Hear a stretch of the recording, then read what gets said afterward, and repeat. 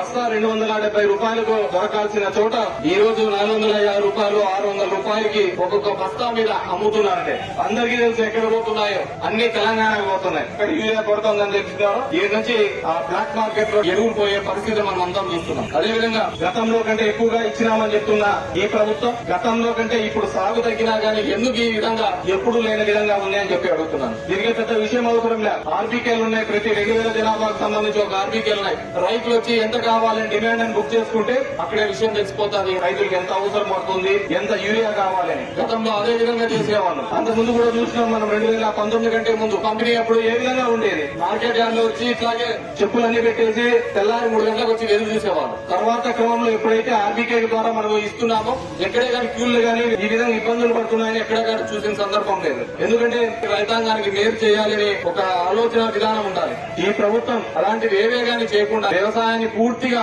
నిర్లక్ష్యం చేసి ఇలా సోకులకు ఇలా మనం చూస్తూనే ఉన్నాం. ఈ రోజు వరి, మిరప, పత్తి, జొన్న, కందులు, మినుములు, పెసలు, మొక్కజొన్న, సజ్జలు, రాగులు, అరటి, చీని, పొగాకు, ఉల్లి ఏ దానికైనా చూడండి. ఏ రోజైనా మన ప్రభుత్వంలో రేట్ తక్కువ ఉందని బాధపడిన సందర్భం ఉందా?